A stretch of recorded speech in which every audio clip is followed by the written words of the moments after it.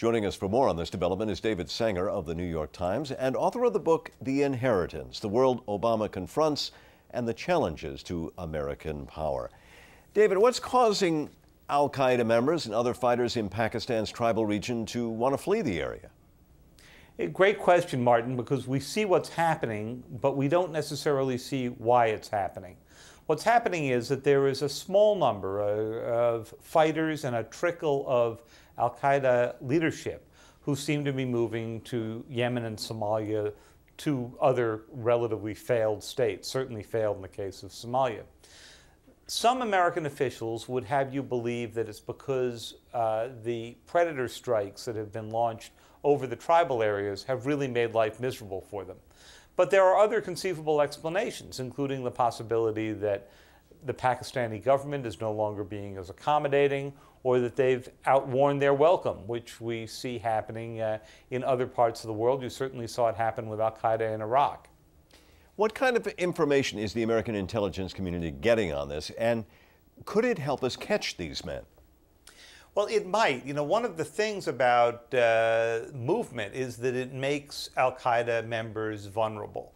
When they are ensconced in their caves or other tucked away corners of the tribal areas, which, as we've discussed before, are so rugged that it's very difficult to see people move, they're relatively invulnerable. That's one of the reasons that no one's gotten Osama bin Laden yet.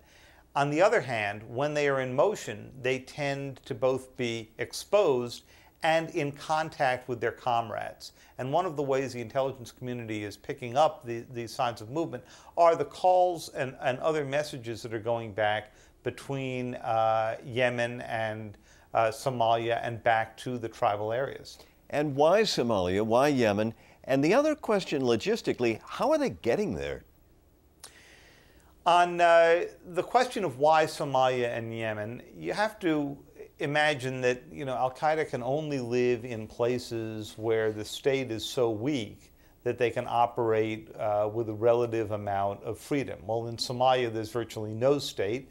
The piracy that we were all talking about a few months ago on the seas around Somalia was a reflection of the collapse of the state on the land. In Yemen, there is a central government, but its writ doesn't really extend very much beyond the capital. And while they've made some efforts to try to keep terror groups out of their territory, they haven't been enormously successful.